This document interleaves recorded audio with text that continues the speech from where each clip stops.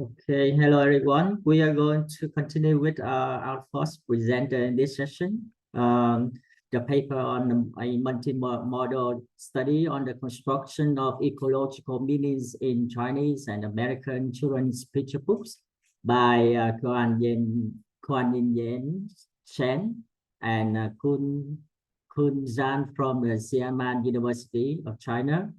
So we have the presenter here with us. Can you hear me? Can Yanni? Yes, I can hear you. Yes. Can you share your screen there? Okay.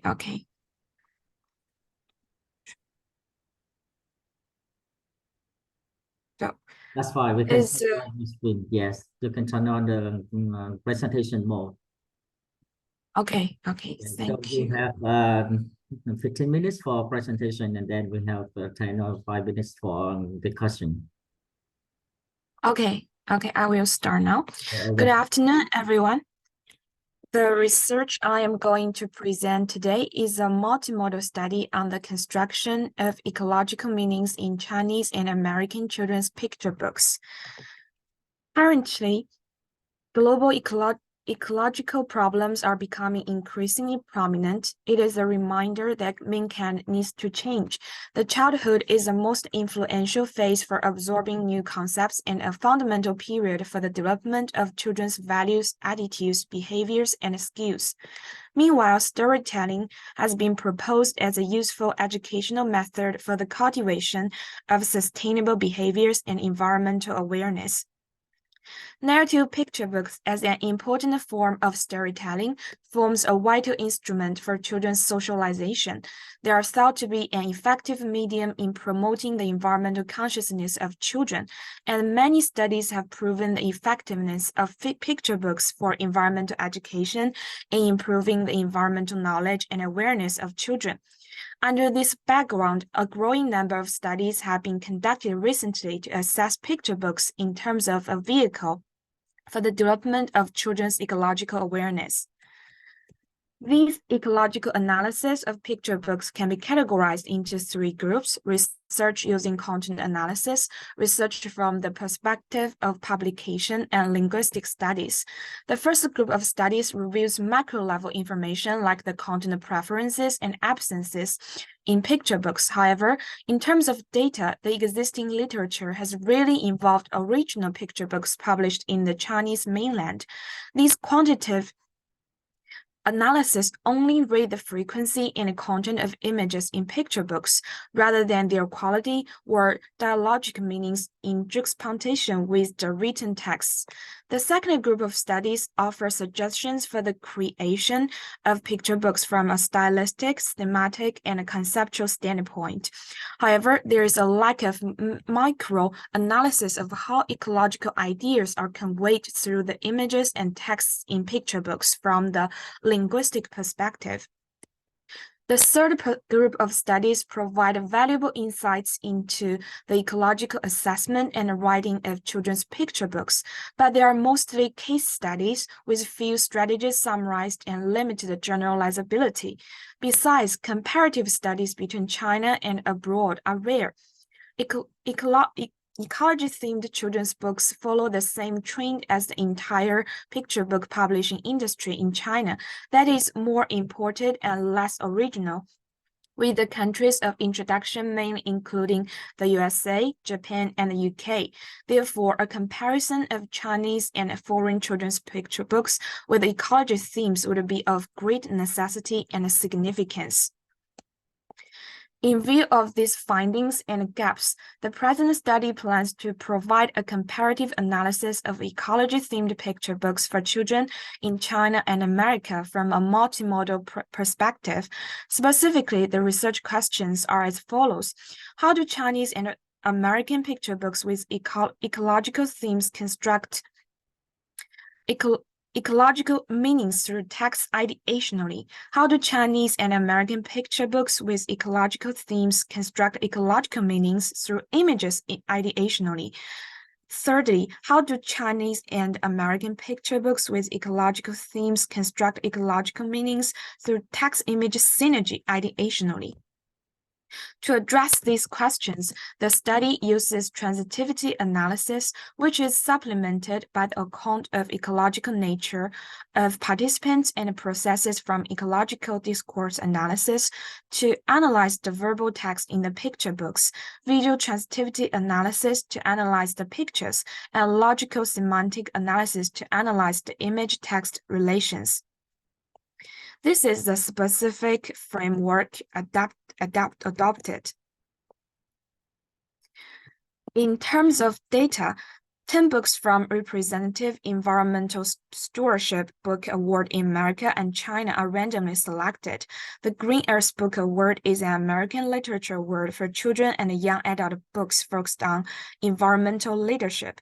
The Eco Children's Book 60 book list selects 60 high-quality children's books reflecting the relationship between human beings and the environment from children's books officially published in China every year, with the aim of providing children, parents, teachers, and public welfare practitioners with references for environmental education. After determining the range of picture books to be selected, 5 picture books are randomly selected from qualified Chinese and American award-winning picture books respectively. This is the final selection of ecology-themed picture books to be analyzed. The American ecology-themed picture books corpus contains 689 clauses and 112 pictures in total. The Chinese ecology-themed picture book corpus contains 805 clauses and 125 pictures in total. The analysis of the data consists of 3 main steps. Firstly, the annotation frameworks are established in Corpus 2.3 and Image 2 respectively based on the previous theoretical frameworks. Then the data in verbal and visual mode are coded manually. Secondly, after the annotation is completed, the internal function of the software Corpus 2.3 and Image 2 allow the study to compare various dimensions of Chinese and American picture books to find differences. Finally, the differences are explained from GAR's eco-pedagogical framework for children's texts, that is, representation of nature, construction of human-nature relationships, the issue of eco-justice and human stake in it. Through the coding and statistics, the findings are as follows. The pattern in verbal mode will be discussed initially. Chinese and American picture books both follow the pattern of material process as the main process, relational process and mental process as a secondary process, and a verbal process, behavioral process, and existential process as the seldom used process. It is worth noting that there is a significant difference between the Chinese and American picture books in terms of the extent to which they use material process, relational process, and existential process. In addition, there is a significant difference in the use of subcategories of mental process.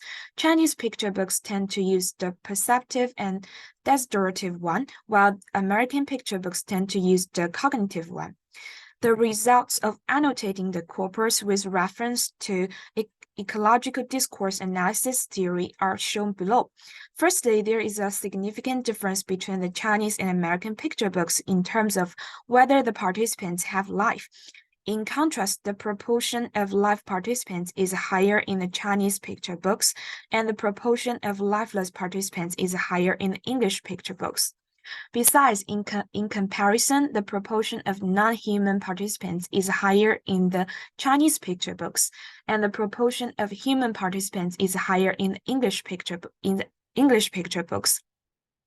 In the subcategories of human participants, the significant difference is found in the higher proportion of individual participants in the Chinese picture books and the higher proportion of group participants in American picture books.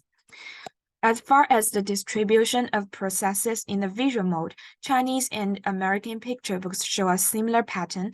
Narrative process is dominant, accounting for more than 80% of the total, and conceptual process is supplementary. Among the subcategories of narrative process, action process is dominant, reactional process, speech process is supplementary, and mental process is rare. In terms of text-image relations, although both Chinese and American picture books are dominated by the combination of elaboration-extension relation, there is still a significant difference between the two. The proportion of elaboration plus extension is higher in American picture books. In addition, there is a significant difference between Chinese and American picture books in terms of extension and enhancement. Findings show that there are significant differences in the material process of Chinese and American picture books, and that humans, non-human living beings, and natural participants are the three largest groups among participants. The construction of human-nature relationship is a very important part of ecological narrative, so the analysis begins from humans. As shown in the table, the most common roles of humans in clauses are actor plus go, actor minus go, or plus scope, and censor. Firstly, the human actors in the eco-beneficial clauses of Chinese picture books have the following characteristics: individual-led with group as auxiliary. Secondly, the group is a combination of children and adults bonded by kinship. And thirdly, professional nature conservationists. This can be observed from the word frequency table. This reflects the reliance on role models and authority, as well as the consideration for children readers in the portrayal of environmental characters in Chinese picture books. Protagonists linked by kinship relationship are more likely to evoke emotional renaissance among children readers, whether it is the role model demonstration by peers or the guided exploration by intimate relatives like father. The eco-beneficial material processes in Chinese picture books mainly include the following aspects: physiological caring and protecting, sending to the nature reserve, drawing analogy to animal situations with one's own experiences, moving oneself to be closer to nature, changing behavior because of animals. The examples here show that humans interact with animals and plants in a friendly way, approaching, understanding, and helping nature. Furthermore, the style is consistent with Gard's 2008 claim that children's narratives should engage humans and nature, play reciprocal roles, as reciprocity is a foundation of sustainable relations. For example, in example 4, from the white crane retains, the old man saves the wounded white crane, after which the crane reminds the old man to save his granddaughter who has fallen into the water by crying loudly. Touched, the old man reflects and buries the shotgun forever. The old man and the white crane help and care for each other. Generally, the description is full of appreciation, love, and compassion for nature, thus showing an orientation towards moving people with emotion. This partly explains why the proportion of non-human living beings in Chinese picture books is higher than that in American picture books, as the main strategy in the former is to cultivate the reader's ecological awareness through sincere interactions between humans and nature. From the second characteristics, we can know that the described nature preservers in the Chinese story tend to establish a link between protecting animals and sending them to a professional nature reserve as the story progresses, thus somewhat simplifying the steps of nature protection and what ordinary people can do. In some picture books, the act of saving animals gradually becomes surreal. For example, in stealing a sperm whale, the young boy and his father steal the sperm whale by making the fish send a message to the mother sperm whale, who eventually brings in waves and wind to help the sperm whale fly out of the aquarium. Because of his empathy for the sperm whale, the young boy doesn't want to see the sperm whale anymore and gets the idea to steal it. This is easy for children readers to renaissance with, although unrealistic. Therefore, Chinese picture books put more emphasis on an emotional appeal in saving animals. In Chinese picture books, when humans play the role of censor, they are mostly often paired with perceptive mental process such as seeing and hearing. Humans watch and listen to animals and plants through a variety of senses. They show meaning and appreciation for the beauty of nature and the premise of respecting nature, thus infecting the readers unconsciously. In addition, human censor is often paired with desiderative mental process such as praying, expecting, and missing, which illustrates the friendship between animals and humans. There is appreciation and love between human beings and nature, which once again shows the orientation of Chinese picture books to move people with emotion. In American picture books, the human actors in eco-beneficial material clauses have the following characteristics. There are about half and half group actors and individual actors with slightly more of the former. Group actors mostly consist of children plus other students. If the protagonist is an adult, sometimes they will work with friends or colleagues. Neither environmental pollution nor conservation can be accomplished by one person. Therefore, compared with traditional Western individualism, environmental protection in picture books is mostly described as group action initiated by one person and supported by many, which explains that the proportion of group participants in American picture books is significantly higher than that in Chinese picture books.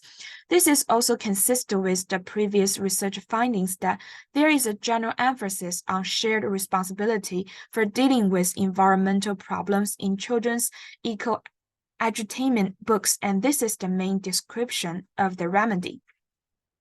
Eco-beneficial material processes in American picture books can be summarized as a series of actions carried out to achieve environmental goals. The goal is often to save or restore or study something in the nature. For example, in Butterflies Belong Here, in order to save butterflies and turtles, the protagonists and her classmates gather information, raise funds, make posters, and form volunteer teams, like in examples 3 and 4. Most American picture books follow an environmental goal-oriented narrative, which unfolds in a way that focuses more on giving immutable guidelines for environmental action step by step, covering manpower, material, and financial resources. This explains why there are significantly more social processes in American picture books, because more attention is paid to how to mobilize and coordinate resources from all aspects to achieve the purpose of protecting nature. Besides, because of tending to provide detailed, implantable, and diverse solutions to the environmental problems, the material processes in the American picture book are significantly higher. According to previous findings, in American picture books, humans as censor are significantly more often paired with cognitive mental processes such as learning, wondering, knowing, brainstorming, finding, etc. This suggests that protagonists seek and know scientific knowledge about nature and take specific actions based on that knowledge, and that the protagonist often thinks hard in order to accomplish the goal of protecting nature. Generally, this reflects the knowledge, wisdom, and action-oriented nature of American picture books, which is conducive to enhancing students' understanding, improving their ecological literacy, and providing more instructive guidelines for action. Extension is a relationship between an image and text in which either the one or the other add a new related information. Elaboration represents the fact that the text depicts and talks about the participants, processes, and environment are consistent with those in the image. The high percentage of elaboration extension relationship in Chinese and American picture books suggests that there is a partial match between the content presented in the image and the text. Further exploration reveals that the proportion of the situation that the text provides more new information and image is only a faithful reproduction of part of the text is significantly higher in American picture books. In Chinese picture books, the combination of a picture and text is more balanced, with the text and images both adding new information. The question that needs to be addressed then is what parts of the text the images tend to choose to present visually, and what kind of new information the images provide.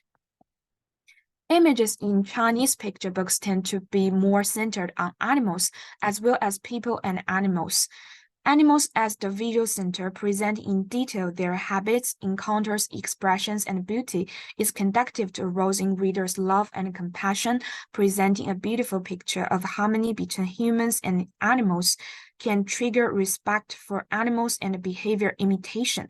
For example, in picture 13 of Stealing a Sperm Whale, the verbal mode mainly presents a little girl's verbal speculation on the scared mood of the sperm whale based on her own experience. The image chooses to place the little girl, who is a speaker, at the bottom of the page, and to place the sperm whale's painful expression at the center of the image, which occupies most of the page. It is beneficial for readers to emphasize with the trapped sperm whale and have pity for the whale.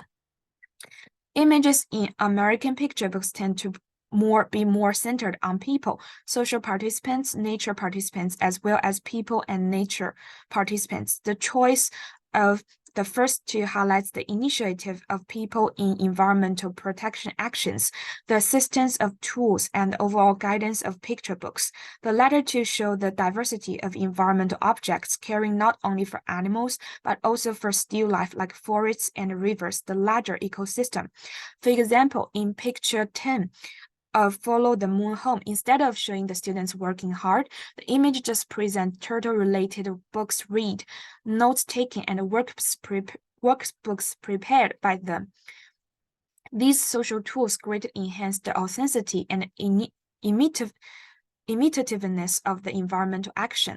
The new information added by the visual mode of American picture books is often specific content of plans, ladders, blackboard, posters, etc., with the addition of extra animals to enhance ecological authenticity and reader interest. For example, in picture 17 of Butterflies Belong Here, the text describes that the girl and her classmates present the monarch butterfly project to their parents, who praise it and decide to offer financial support. The image supplements the specific content of the student's plan for the readers. This will enrich the reader's relevant knowledge reserve, make the environmental protection behavior directly replicable for readers, and provide a reference for similar acts. The new content added by images in the Chinese picture books includes hinting at ecological destruction, enhancing the sense of participation of children's protagonists, highlighting the beauty of nature, specifying animals and their companions getting along with each other, and showing the friendly interaction between animals and humans. For example, in picture 16 of Sudan's rhino horn, the text describes the reason and the purpose of Sudan's being sending away, and image correspondingly shows Sudan walking towards the container, but it also depicts Ayan, the breeder who has been taking care of Sudan for a long time, standing outside a fence and gazing at the back of Sudan. It shows readers the deep affection between the two and infects readers to love and care for the animals with the same heart.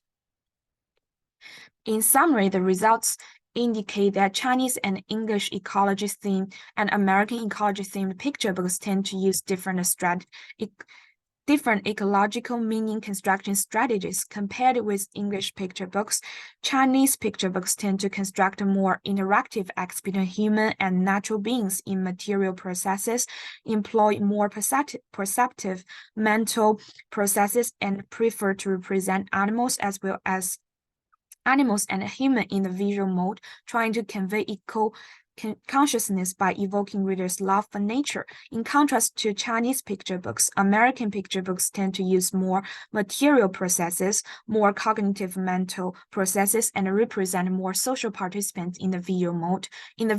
To show readers the specific knowledge and procedures in saving natural beings. That's all. Thank you. Okay, thank you very much, Jan. I'm obliged for the pronunciation of your name. Yin 倩 Sen. 影沈，倩影沈 ，yeah, Yan Yin Sen. Yan Yin Sen. Yes. yeah, Thank you yeah, very much for yes. your very interesting presentation on the difference between the Chinese and the American picture books in terms of the ecological capacity. So our participants, if you have any question to ask or to discuss and comment on with our presenter. Yes, from Alisa Chan, we have the message. Can you see it, Shan? Oh, okay. Wait, Thank you box. for the Yeah, question. chat box. Yes.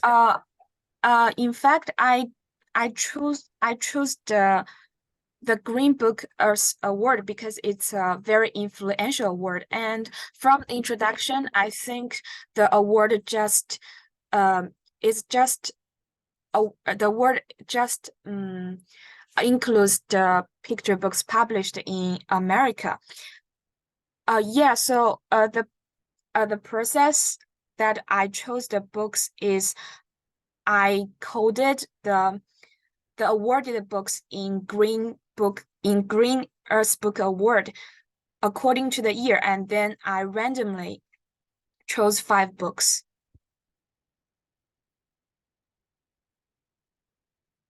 Oh, yeah, five books from China, 5 books from China, and 5 books from America. Yes, it's interesting. So, what about the illustrator of the books? Are they from Chinese cultural background and American cultural background? Oh, it's a question worth considering. I think the author of Chinese picture books have a Chinese background, but the author of the American picture books may have different cultural background. Yes, I should consider that in my study. Thank you. Yes, very interesting. So, and then I'm interested in particularly in the relationship between the human and the nature in the 2 types of the picture books. Is in my work. I also read about the philosophies behind the difference between the role of nature in East Asian picture books and the role of nature in Western picture books may be very different. And did you find out the reason behind that? What's why nature is seem to be more important in Chinese picture book, as you mentioned, the human character seem to be very small and not as significant as the nature character in the picture books. Yes, I just explained the difference from the strategy. Yes, I think the deeper reason is the culture, right? I think I should dig deeper from this perspective. Thank you. This would be very interesting if we look on the influences of the culture in the way they design, the way they assign the roles of the characters in the picture books. Yes, yes. So we have any other questions for Yan San, other participants? I have a question. Yeah. Okay, dear Shen. Yes. Okay, I have a question. First, do you annotate the functional, maybe the grammar of verbal, image, and image text relations manually in the corpus 2, image 2, right? Yes, I coded manually. Okay, another question. So you use 2 softwares, and how about do you annotate the image text relations? I beg your pardon. Sorry. Yeah. Oh, I find just download the software. Corpus 2 Yes. for verbal language. image 2 for image. So how do you annotate the image text relations? I coded the image text relations also in the UM image tool because in this tool you can see the picture, so you can have a better understanding of the relation between them. So when you annotate the image function, maybe you also reference to the verbal language, right? Yes, because if you want to know the relation between them, you need to watch the verbal mode describe and what the visual mode describe. And yes. It's a very interesting research. I also began to annotate the video. I just use another software. It's very interesting. Maybe. Okay, thank you. Thank you. Thank you. Yeah. Do we have any further questions or comments?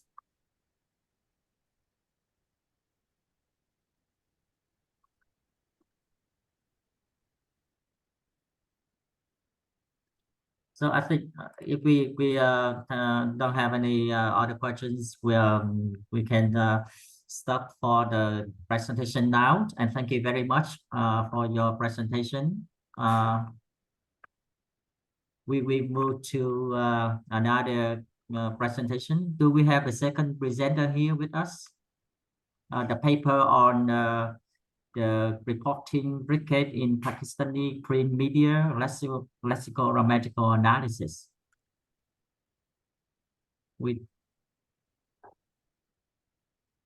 So I don't see the presenter here.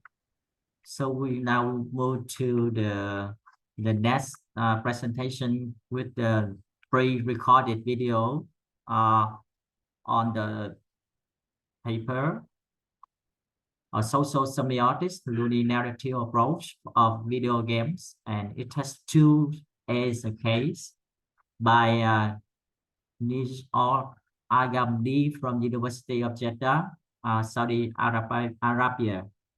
So I will now open the video for us to see first, and hope the presenter will join us later.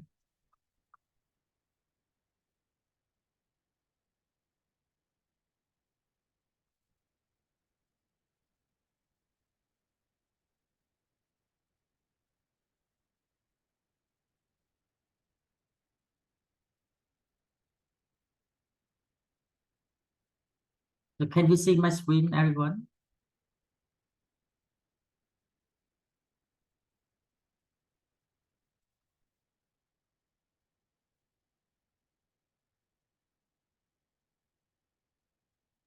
Okay. Can you see the screen and can you hear can you hear the sound of the presenter?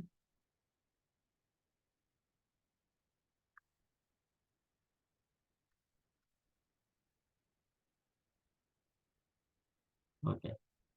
And I'll be presenting today a paper that is titled as Multimodal Semiotics and Video Narrative Approach in Video Games. It takes two as a case study. Video games as a form of multimodality, they are complex artifacts that can immensely contribute to meaning-making potential. The choice of video games is because they show meaningful narrative and gameplay aspects. Gameplay aspects refers to gameplay mechanisms, which means the game's logic aspect. Narrativity means a story made of sequence of events in chronological order, associated by chosen situation.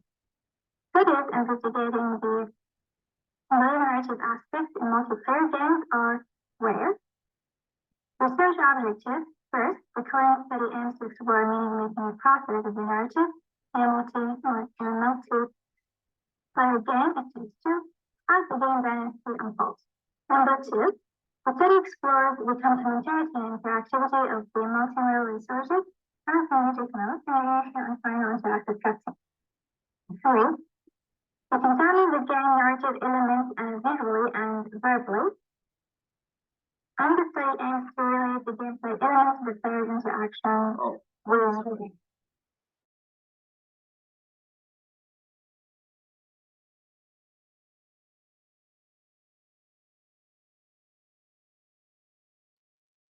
So can you see the video?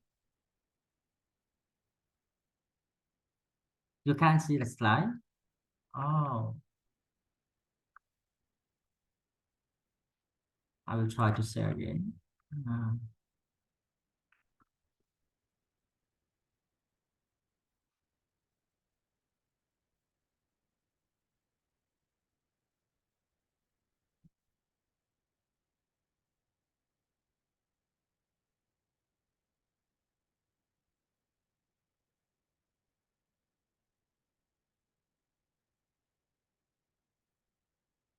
Sorry for this.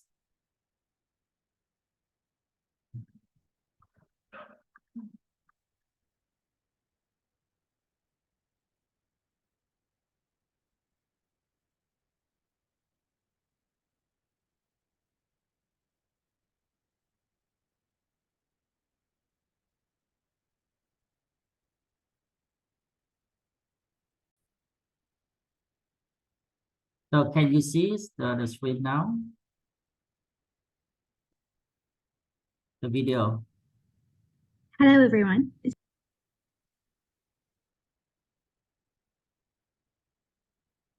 Okay, so we start This is again. Enjoy, and I'll be presenting today a paper that is titled as Multimodal Semiotics and Linear Narrative Approach in Video Games to It Takes Two as a Case Study.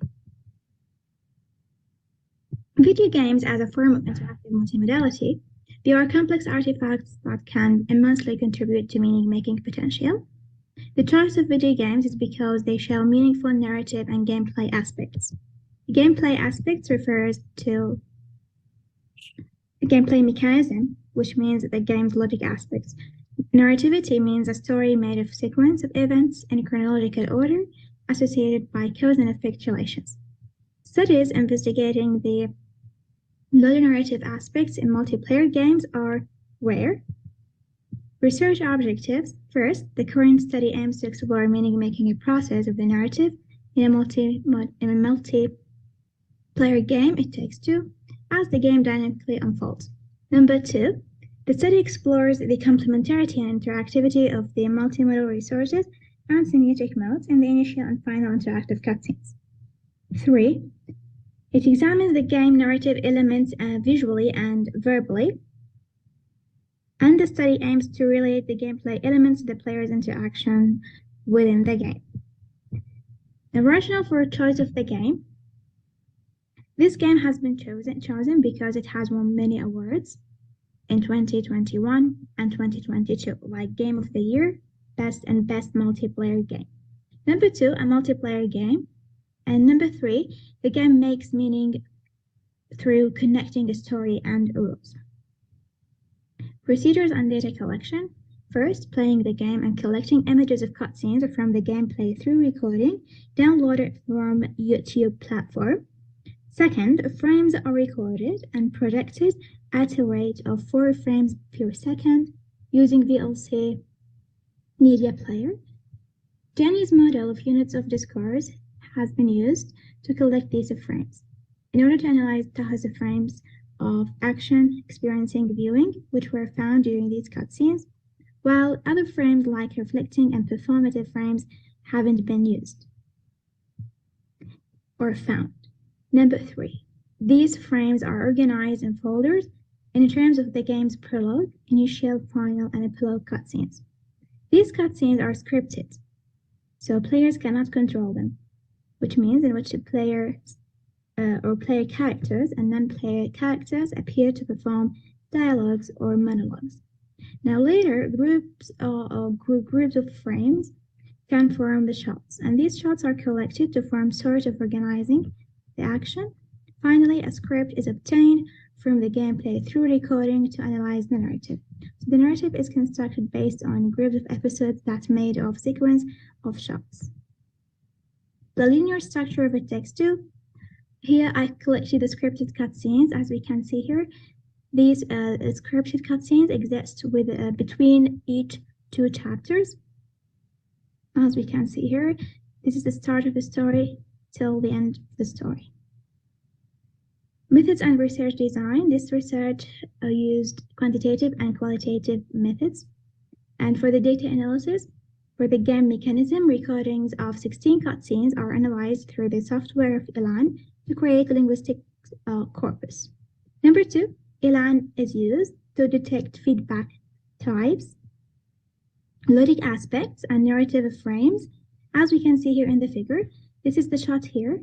I analyzed it based on feedback types and narrative frames, analytic aspects. Later, number 3, the narrative script is analyzed in tables in order to collect the linguistic mode or to collect the processes of linguistic mode. Number 4, for the quantitative analysis, percentage of occurrences are calculated. The theoretical framework number 1 was Loader narrative model of narrative and gameplay analysis. This model has been used to analyze the narrative and gameplay analysis through visuals. So it has integrated the multimodal discourse analysis frameworks for narrative and gameplay analysis to create this model where players, the gameplay interplay, and the video game structure are realized as a whole. It involves Fabricator, Montfort, Oxland, Ryan, and Flodranks models, which I'll be explaining later briefly. Number 2, Halliday's transitivity system of process types. Now, this theory is used in this research to analyze the variable mode as one mode for delivering the narrative in forms of dialogues or monologues. So the first one is used to analyze the narrative and gameplay analysis through visuals, and the second one is used to analyze the variable mode or the script of the narrative. Here we can see Taha's model of the narrative. We have on the right side the narrative side, and on the left side we have the gameplay or loader side. I'll explain each one briefly, and then we'll show you how I have applied this into the research. Let's start with the gameplay side. The gameplay side refers to loader or the rules that enable the player's actions through these gameplay mechanics. Gameplay mechanics, according to Fabricator's model, they are divided into 3 types. The first one called game mechanics, which are a range of different core gameplay activities that the player will experience during the game, which are significant to win the game. Now, the other types for the satellite that enhances the core gameplay, while the peripheral refers to the gameplay minigames. These 2 types haven't been used because they refer to the minigames or the, let's say, the gameplay, the chapters during the gameplay. But for the core game mechanics were found during the scripted cutscenes or the data for this research. Now, Montfort's interactional framework in interactive fiction, Montfort declares that the actions in the IF world, or IF means interactive fiction world, are commands or imperatives, as we can see here. These imperatives, like for example, pick up the phone, booth, these imperatives have feedback or show results. And this feedback is resulted from a sequence of actions which are followed by a systemed response. Since the collected data are mainly scripted cutscenes, some actions and consequences didn't appear visually. Thus, the focus has been shifted on how these systemed responses are classified according to Oxland's taxonomy of feedback types. As we can see here, Oxland's feedback type classification shows many types of feedback, beginning with visual one, audio, action, NPC feedback, which means non-controlled characters, accumulative feedback, as the player progresses through the game. It appears as the player progresses through the game. We have also emotional feedback, fulfillment feedback, informative feedback. For the results on discussion, the visual mode analysis, analyzing the logic aspects through this visual mode, they are illustrated in core mechanics of a text-to and showing feedback, final cutscenes as rewards to players. The Fabricator's game, or let's say core mechanics, the following are found to be involved in a text-to. First, exploring new areas and rooms, combating with powerful tools weapons, or abilities, rewarding the players with a piece of letter, and move to the next chapter. This is in line with SFLIG, where the procedures of exploring, combating, and rewarding contribute to the mechanics of the game. Here, we can see the results of input, action, and feedback analysis of the text tool in Chapter 7. In the initial cutscene, where I couldn't find here input or action type, so actions couldn't be detected. For the visual here, but the feedback here can be visual, NPC, or informative. Visual, we can see, or players can see characters are having dialogues. And we can see that Dr. Hakim, here the book, is instructing them. This is for the NPC feedback. And we have also informative one here as the character here informing the players where to go and what to do. For the final cutscene here, in the same chapter, we can find input and action type. The input in which player presses frontal arrow, which would result in an action, which is may walk towards the stage, as we can see here in this shot B. For the feedback type that has been feedback types that have been seen here, we can find visual. May is being controlled, walking and talking to herself. We can find as well audio, sound of her footstep on the red carpet, and action feedback about walking. For the quantitative analysis here, we have feedback types, with the visual being the highest amongst all types. Now, for the procedurality and causality of the game, are identified visually based on cause and effect relationships of input actions, output actions, and feedbacks, which lead to the narrativity of the game. Similar results, Harlech said, if the player is rewarded, we can say this is related to logicity, procedurality, and causality of the game. Ta has said, narrativity of the game is found through input actions, output actions, and feedbacks. Now let's move to the narrative side. It shows here first the first level of deep structure, which can be analyzed by Ryan's cognitive maps. To better understand how the player constructs the narrative, the cognitive perspective is applied following Ryan's discussion of cognitive maps. A cognitive map means is a mental model that refers to spatial relations of narrative space. These cognitive frames mediate a story and mediate to the second level of frames. Now, the result of the first level here, we can see these elements in the first level of the deep structure. We have the inventory, which refers to objects conceptualized by the players. For example, Dr. Hakim asks the player to get some speakers, lights, and mics, and the inventory element is found 10 times during the cutscenes. The second element is spatial relations. They map an item, and they are used to interpret as the player's movements.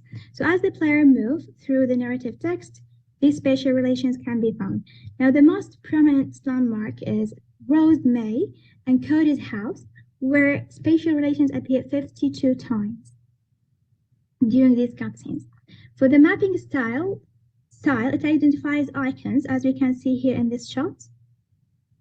And for the final elements of Taha's elements, interactive character movement with action and interactive character movement, these two elements are cognitively mapped by action frames. Like in this shot, we can see Cody and May are running.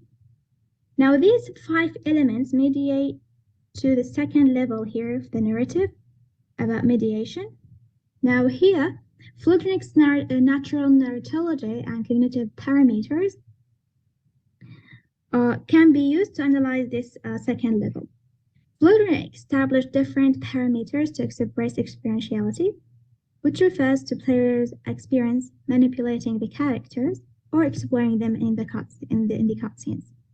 The player characters of action experiencing, and the player's viewing, manipulation, and augmentary can be found during the cutscenes, while reflecting and performative frames can be only analyzed during the gameplay to relate the story to a narrative or a gameplay event.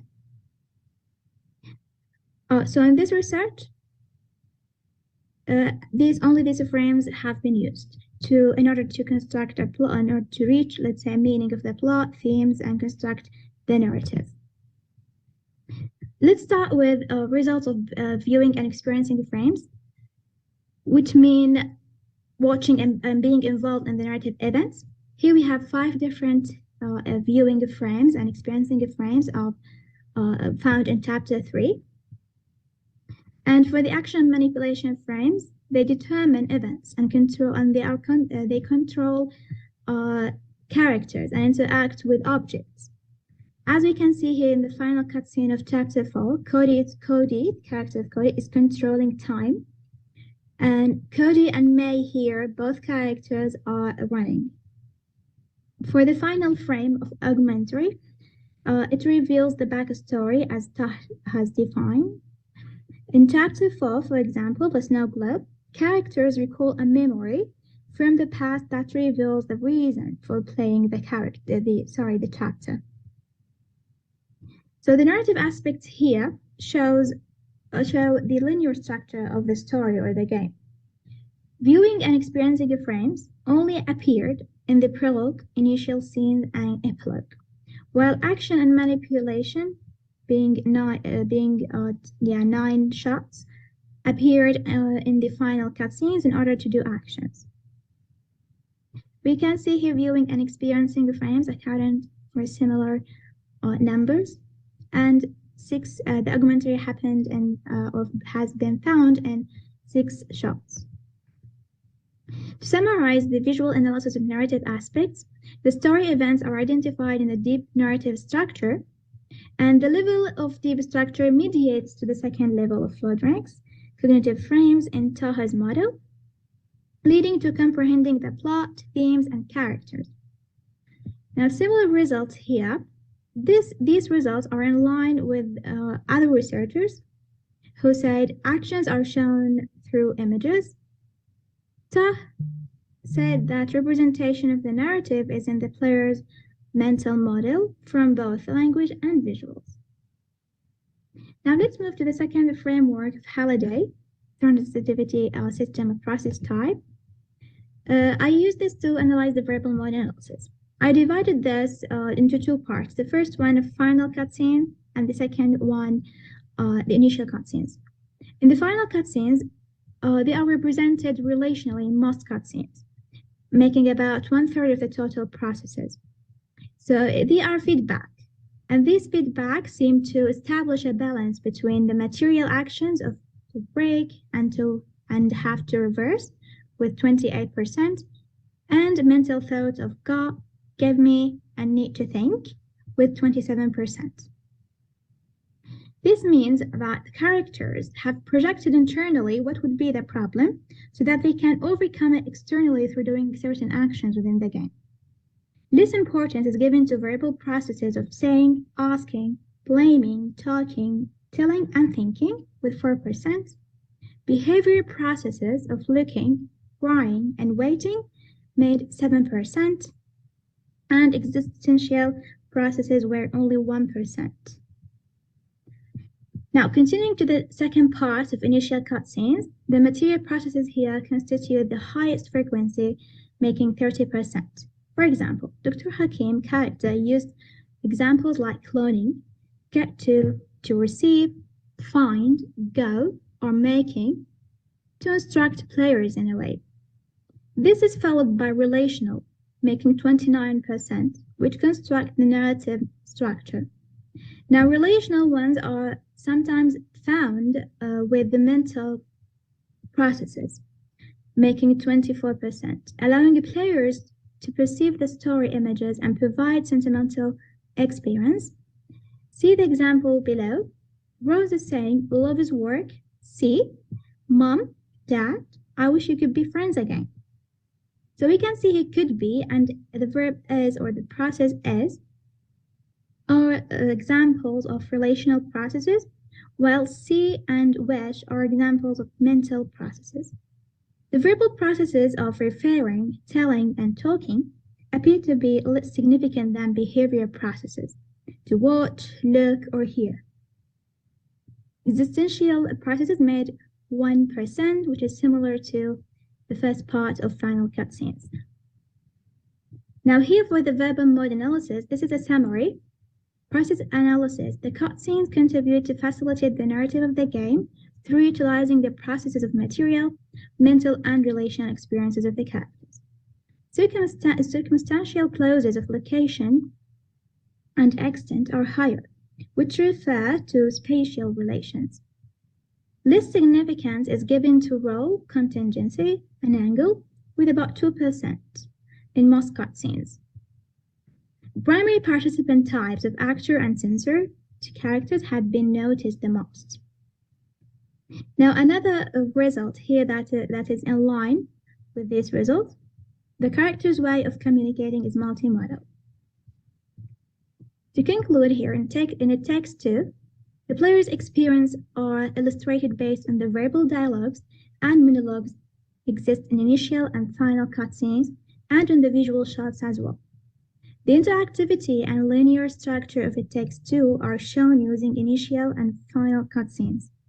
This is because of the way the game is visually and verbally structured in a linear way plays a significant role in the representation of meaning.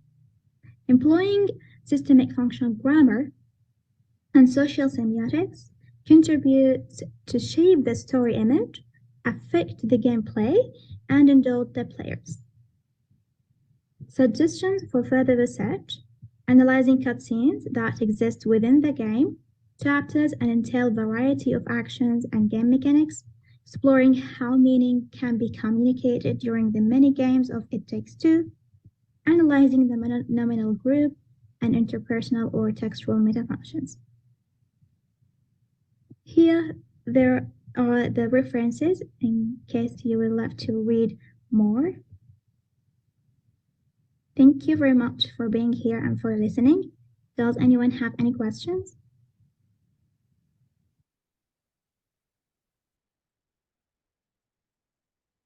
Okay. Do we have our presenter here? Because I can't see her here.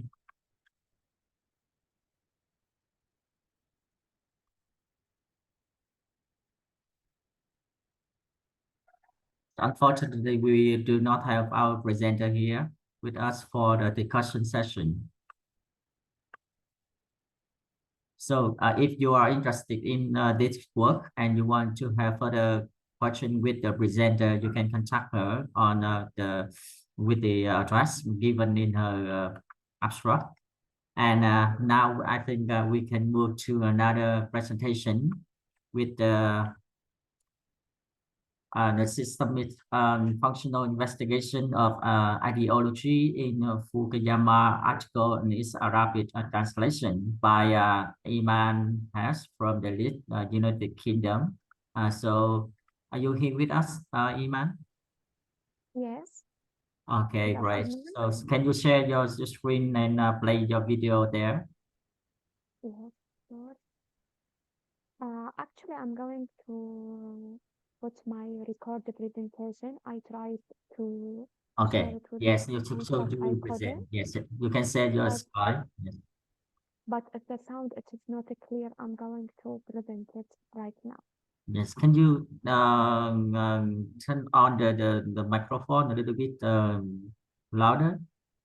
Sorry.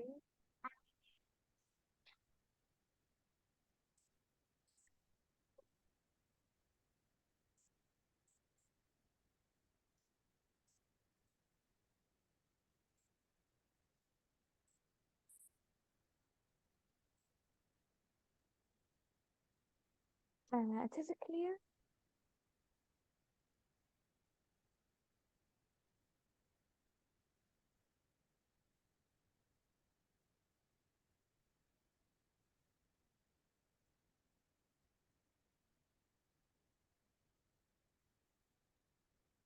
We haven't heard you yet.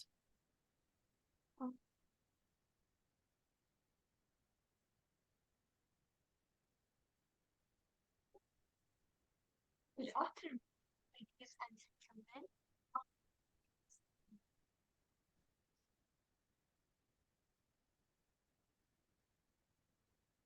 Did you hear now? Yes, but not very clear. A little bit louder is better. Okay, I'm going to present it now. Okay. Good afternoon, ladies and gentlemen.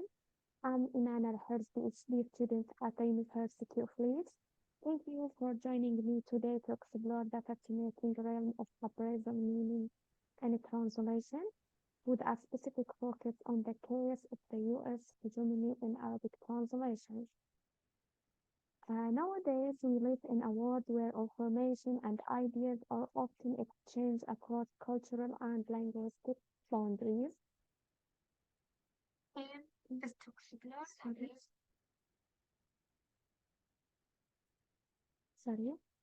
translation plays an important role in shaping our perception of global issues.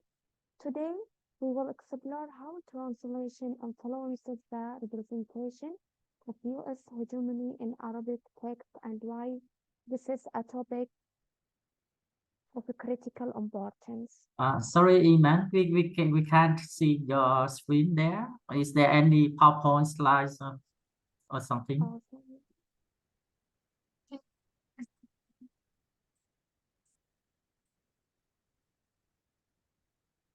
you couldn't see my presentation? Yes, we can't. We cannot see it. Oh. Okay. Just 1 minute.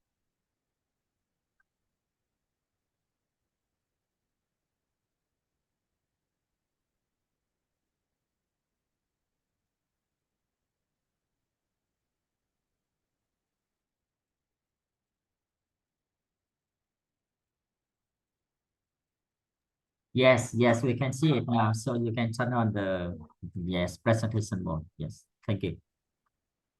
What about the voice? The sound is clear? Yes, sounds clear, and we can see the screen now. Okay. I'll share it from the beginning. Now we lost the screen again. The presentation slide. Yes.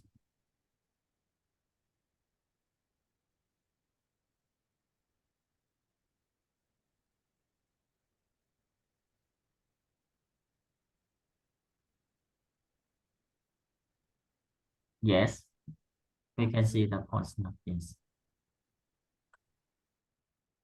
What about the sound? I can hear you, and I can see the slide. Okay.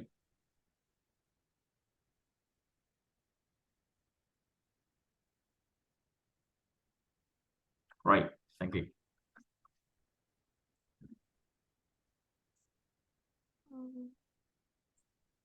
Sorry. Big functional linguistics.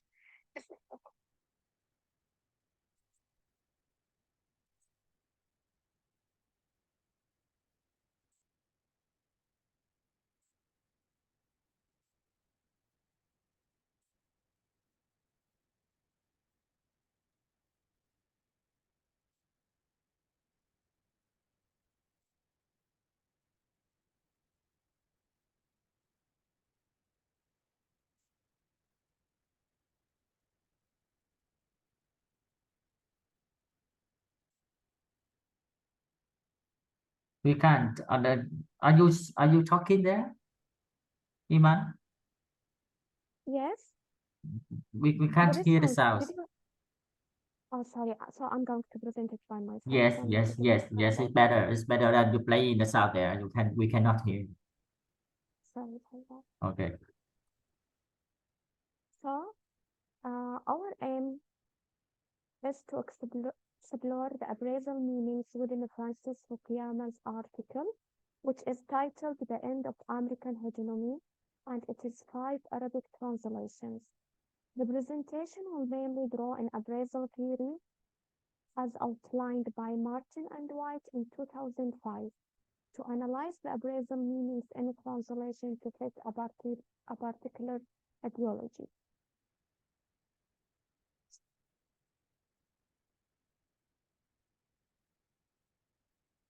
Why have we chosen to work with systemic functional linguistics, SFL, and appraisal theory in this study? First of all, SFL serves as a comprehensive linguistic framework that allows us to gain a holistic understanding of the text. Furthermore, we have opted for SFL due to its ability to minimize methodological basis, ensuring accuracy and objectivity in our analysis. In addition, the ability of SFL to differ cultural settings is essential in reducing bias and enhancing the generalizability of our findings. Also, appraisal theory has been selected for its strong theoretical foundation. This theory provides a structured and transparent means of analyzing ideological elements with the text. Therefore, using appraisal theory allows us to focus on meaning-oriented analysis and explore the small differences in multilingual phenomena.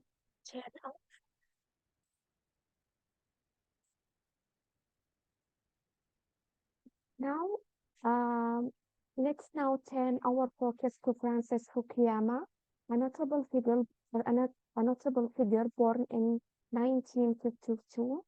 Fukuyama stands out as an American political thinker, philosopher, and author, known for his work in politics, economics, and international relations. Beyond academia, Fukuyama has practical experience, having advised on policies, notably within the United States Department of State. One of his standout achievements is his book, The End of History and the Last Man. This book gained international recognition for proposing that the end of the Cold War signaled the victory of liberal democracy as the ultimate form of government. This concept had a profound impact on our understanding of foreign policy and global affairs.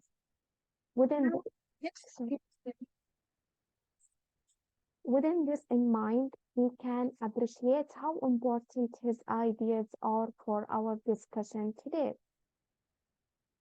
Now, let's state the main themes of this article, The End of American Hegemony, published in The Economist in August 18, 2021.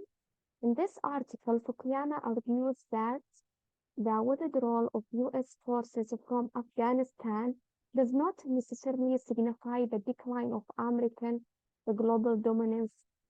Also in this article, he underscores that internal political division with the U.S. pose a more significant threat to its international standing. Fukuyama, in this article, asserts that the U.S. position as the leading global superpower is diminishing and is likely to continue in that direction. This article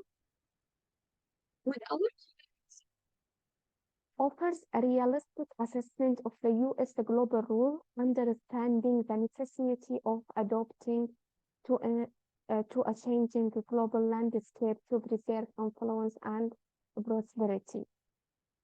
With our comprehensive understanding of Fukuyama's viewpoint on American hegemony, let's now explore the reason behind selecting this particular article. To start, let's acknowledge the importance of the author, Fukuyama, a well-known and influential political theorist, making his work a compelling subject for our analysis. Next, consider the relevance of Fukuyama article to current events.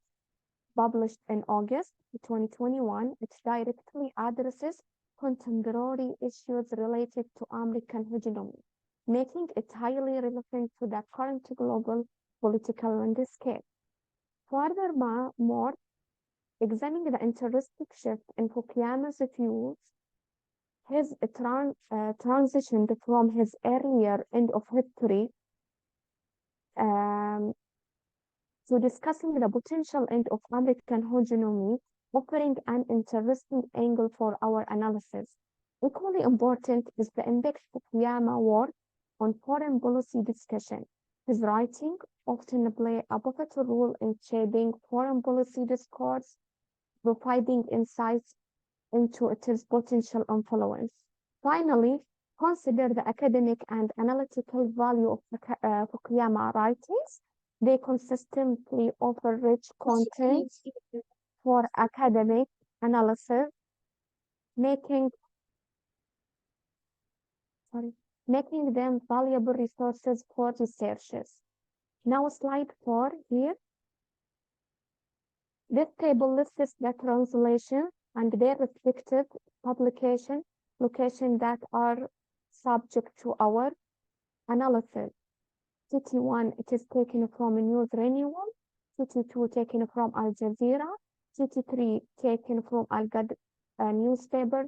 CT4, taken from Egyptian Institute for Political and Strategic Studies. CT5, taken from Oman newspaper.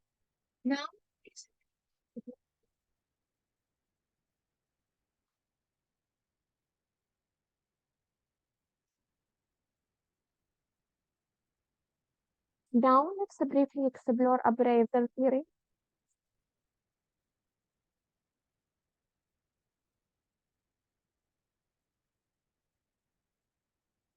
Now let's briefly explore appraisal theory. Appraisal theory serves as an extension of systemic functional linguistics. SFL, a comprehensive linguistic theory, was developed in 20th century by Michael Halliday. According to Halliday, there are 3 fundamental strands of meaning.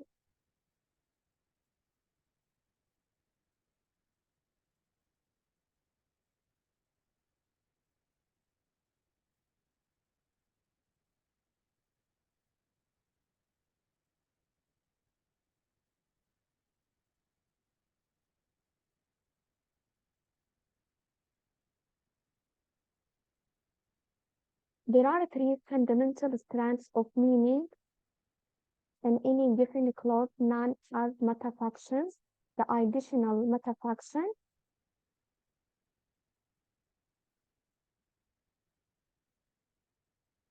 the interpersonal metafaction, and the textual metafaction.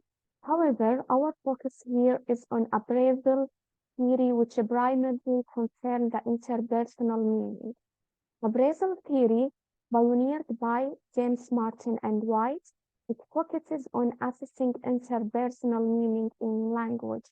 This model of appraisal theory comprises 3 main systems: attitude, which describes the speaker's stance, whether it is negative or positive; graduation, which indicates the strength or weakness of that stance; engagement, which addresses how the speaker aligns themselves with the sources of attitude; and the reception.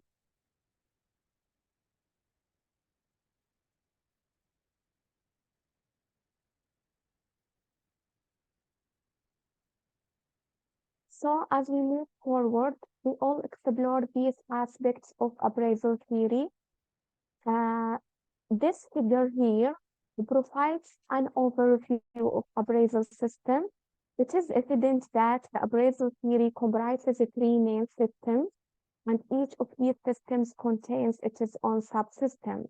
For attitude, there are effect, judgment, appreciation. Within graduation, there are focus and force. Within engagement, there are monoglossic and heteroglossic. In this study, we will primarily use these 3 systems as the analytical framework.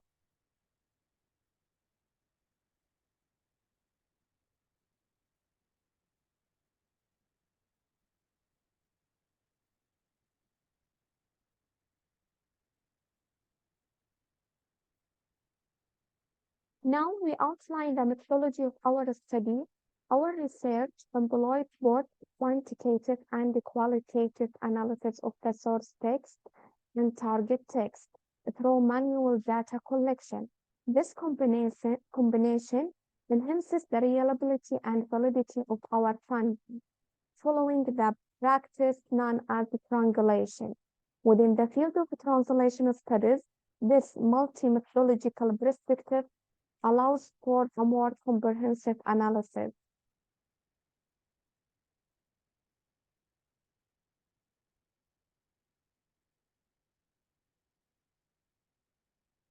Now, let's shift our focus to the distribution of appraisal meaning in the source text.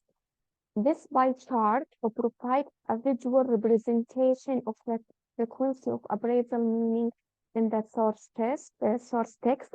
As can you be seen here, the attitude system is the most. There are 126 instances of attitude, and there are 42 instances of engagement, and there are only 31 instances of graduation.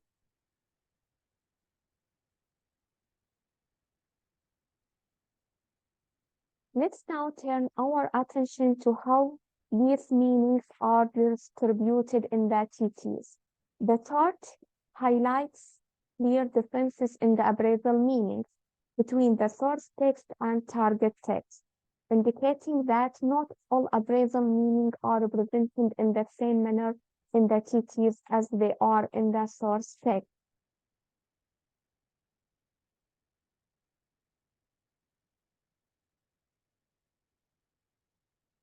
Through the analysis, we identify 4 different patterns of shifts: neutralization, intensification, de-intensification, and intersubjective. Neutralization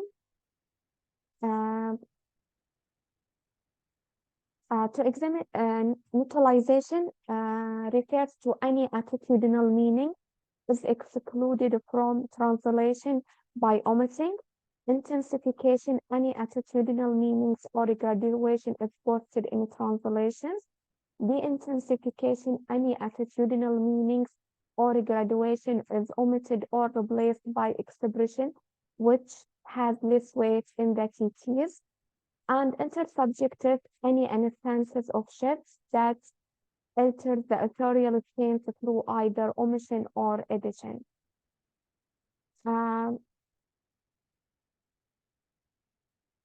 Now let's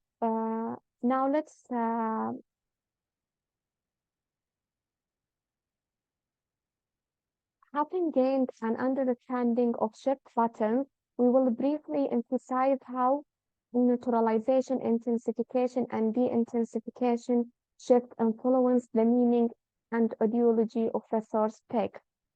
But our focus in this study will be on intersubjective shift.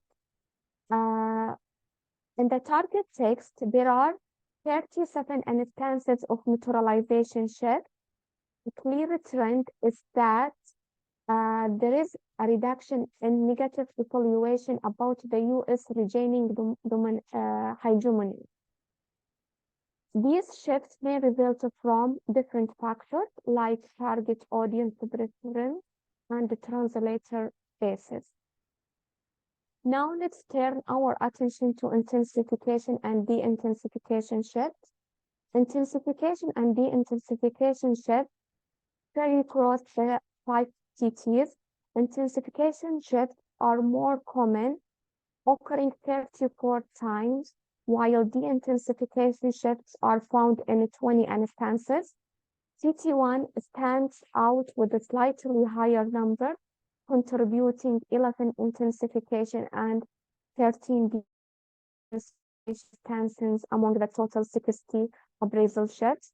Intensification shifts often laden with the source text attitudinal meanings, aiming to persuade the reader to share the author perspective. In contrast, the intensification shifts lower appraisal meaning in the TTs, but they don't significantly change the source text evaluation. Now, let's explore the interesting findings from our research, which is related to engagement system. This type of shift, which alters the authorial position, includes engagement indicators such as counter expectancy, modality, and reporting verbs. The most dominant form of intersubjective shift is observed in counter expectancy, with only a few shifts in other engagement indicators, modality, and reporting verbs. In our analysis of the 5 TTs, we found a total of 82 instances. Among these, 48 instances of intersubjective shifts occurred in counter expectancy, 24 in modality, and only 10 in reporting verbs. Now, let's focus on the counter expectancy shift. This shift is evident through the use of counter expectancy indicators and discourse markers. In the TTs, these indicators serve to enhance logical and semantic relationships explicitly, aiding in the clarification of connection between ideas and highlighting contrast or contradiction. As in this example here, the addition of conjunction but, which is Latina in Arabic, and here but, which is not founded in the source text,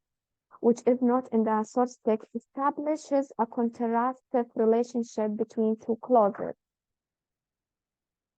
On the contrary, the omission of counter expectancy indicators and discourse markers, mostly seen in TT1 and TT5, result from the translator or editor's decision to eliminate entire phrases expressing negative evaluations. By doing so, they aim to reduce the negativity assessment in the TTs. So, this shift is exemplified by the presence or absence of counter expectancy indicators and discourse marker in the translation. Now, let's turn our focus to modality shifts. Modality expressed through modal expression confers the degree of certainty, possibility, necessity, obligation, or probability in statements. It allows the speaker or writers to communicate their stance, commitment, and personal perspective regarding the topics they discuss. In the TT2, TT3, and TT4, modality shifts show a different approach by translator in expressing certainty or uncertainty from the source text. TT2 and TT4 enhance certainty, while TT3 introduces modality to reduce it. As can be seen in this example here, highlights the author's strong implied certainty in TT3. The translator uses the hedging word لعل perhaps to introduce uncertainty or probability, reducing the original certainty. Now, let's address the final aspect of our presentation, which is reporting verb shifts. Reporting verbs as engagement indicators signal the presence of evaluation and the author's stance in the text. They help convey the author confidence in their statements and shape the audience's interpretation. In the source text, 7 different reporting verbs are used, attributing the statement to external voices with varying degrees of certainty. The use of verbs like believe, see, and agree express high certainty, while suggest introduce distance and uncertainty. In the analysis of shifts, 11 shifts and reporting verbs are observed in TTs, with TT2 having the majority. These shifts play a significant role in shaping the author's positions and engaging the reader. The reporting verbs of the source text and TTs can be categorized along the monoglossic and heteroglossic quantum, as shown here. This figure illustrates the extent of dialogue contraction and expansion and the author-translator's level of investment in the proposition. Translators use expensive verbs in TT2 to introduce alternative perspective and attribute credibility to Fukuyama viewpoint. It is clear that the TT2 exhibits a different patterns of transforming monoglossic proposition in the source text, which is not included any reporting verb, into heteroglossic ones by inserting and employing the reporting verb. The translator achieves this by using expansive verbs with different level of certainty, attributing the propositions to Fukuyama, and allowing for the possibility of alternative perspective. As shown in this example here, the source text proposition is monoglossic, which is expressed as a bare assertion. It is not included any reporting verb, but the translators, as can you see here, inserts the verb claim, which is not found in the source text, to transfer the proposition to heteroglossic one. So the translation attributes the credibility of the propositions more to Fukuyama perspective than to his presentation in the source text. Thank you for your attention. If you have any question, I'm happy to answer. Thank you, Iman. And other participants, do you have any questions or any point to comment with the presentation?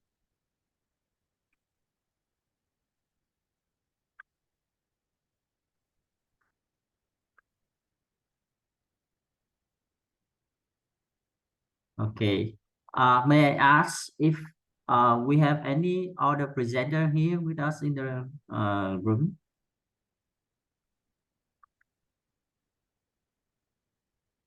No one.